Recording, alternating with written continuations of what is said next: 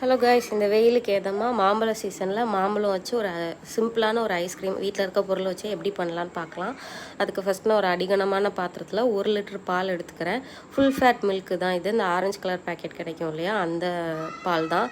அப்புறமா ஒரு 2 மேங்கோ, நல்ல ஒரு ஒரு பெரிய சைஸ் மேங்கோ தான். ரெண்டையுமே எடுத்துகிட்டு தோல் மட்டும் விட்டுட்டு மிச்சம் எல்லா மேங்கோவுமே எடுத்து வச்சுக்கோங்க.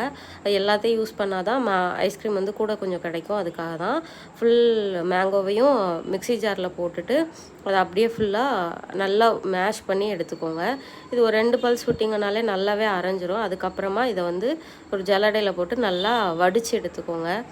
கொஞ்சம் லம்ஸ் இல்லாமல் இருக்கும். அதுக்காக தான் பால் இந்த அளவுக்கு திக்கன் ஆகிட்டே இருக்குது. இந்த பக்கமும் இது ரெடி ஆகிட்டு இருக்குது. நான் கொஞ்சமாக நட்ஸு, பாதாம், பிஸ்தா அண்டு காஜு இது எல்லாத்தையுமே அரைச்சி வச்சுருந்தேன். லைட்டாக பல்ஸ் பண்ணி வச்சுருந்தேன். அதையும் அந்த பாலில் போட்டுட்டு இந்த அளவுக்கு திக்கான் போனால் போதும்னு அதை எடுத்துட்டு அதை அப்படியே ஒரு நான் கட் பண்ணி வச்சுருந்தேன் அந்த மேங்கோவில் சேர்த்துட்டு கொஞ்சம் நல்லா மிக்ஸ் பண்ணிவிட்டு அவ்வளோதான், ஐஸ்கிரீம் ரெடி. இதை இப்போ நம்ம மோல்டில் ஊற்றி வச்சிடலாம். கொஞ்சம் நேரம் ஆற வச்சுட்டு அதுக்கப்புறமா மோல்டில் ஊற்றிடலாம்.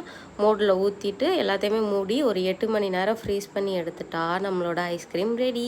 நான் நினச்சேன் என்னால் அந்த குச்சியிலேருந்து அதை ஒழுங்காக எடுக்க முடியாது அப்படிலாம் யோசிச்சுட்டு இருந்தேன். பட் அது ரொம்ப நல்லபடியாக வந்துருந்துச்சு. ரொம்ப சந்தோஷமாகவும் இருந்துச்சு. இது அப்பா அம்மா வந்திருக்கையில பண்ணியிருந்தேன். அப்பாவும் அம்மாவும் நான் இதை சாப்பிட்டு பார்த்தேன். அப்பா சாப்பிட்டாங்க, அம்மாவுக்கு ஐஸ்கிரீம் பிடிக்காது, ஸோ சாப்பிடல. நீங்களும் உங்கள் கிட்ஸுக்கெலாம் செஞ்சு கொடுங்க, கண்டிப்பாக அவங்களுக்கு பிடிக்கும். செஞ்சுட்டு எப்படி இருந்துச்சுன்னு மறக்காமல் கமெண்ட் பாக்ஸில் வந்து சொல்லுங்கள். தேங்க்யூ.